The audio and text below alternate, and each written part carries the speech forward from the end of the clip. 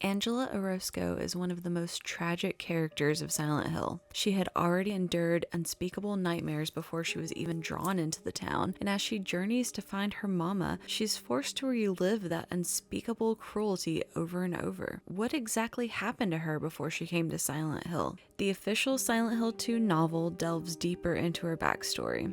In the novel, it's revealed that Angela works either as a waitress or hostess in a restaurant where men leer at women's short skirts and grope Angela as she walks by. Their hands casually rest on the curve of her hip, no matter how many times she smacks them away.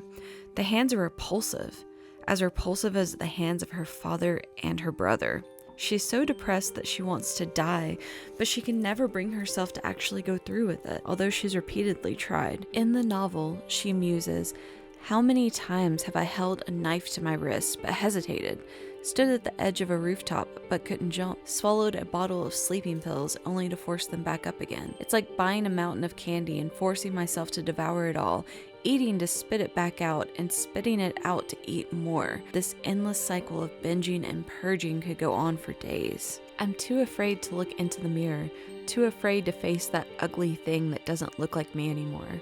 I can't do anything. I don't care about anything. I only spend my days trembling and dreading the arrival of the night. Every day is that empty." Life feels like something to cope with rather than enjoy. Going outside is difficult, and there's days when she can't even leave her bed.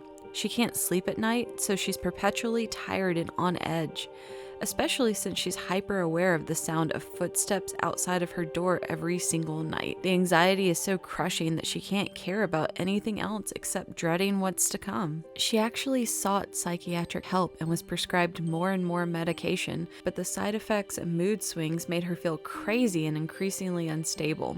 Going through Silent Hill, she wants to die. She hates the empty platitudes from people that, given the chance, wouldn't dare take her place. Her mama always turned a blind eye, refusing to either believe it or offer help until her mother finally split from her father and ran away, leaving Angela behind. While she's been looking for her mama throughout the town, she realizes toward the end that the only reason she wants to find her is to finalize her revenge against her. Angela remembers that her mother said she deserved what happened to her, compounding her feelings of worthlessness. However, Angela also realizes that her mother isn't actually in the town, and that the town is really showing her the darkness in her own heart. In the OG and the novel, the room where James finds her in the Abstract Daddy is one with fleshy walls. Cavities align the walls with metallic pistons making thrusting motions, evoking Angela's perspective of her abuse in SA, a mechanical, emotionless, and inescapable experience. In the remake, we see a slightly different scene of Angela's old residence, as well as the closet where she would hide away as a child. She's said to see the monsters in Silent Hill as an unclothed version of her father that crawls on the floor as a hulking beast, panting with wild excitement. Her manifestations were embodiment of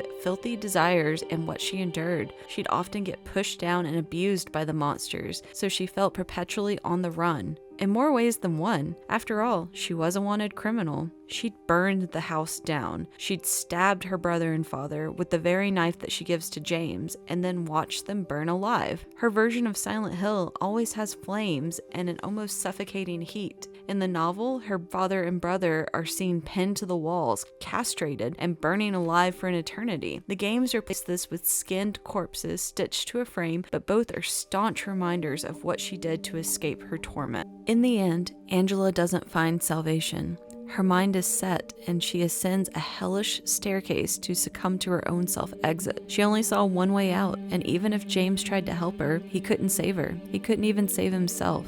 Angela's original voice actor, Donna Burke, actually wrote a song based on Angela, and the lyrics are pretty heartbreaking.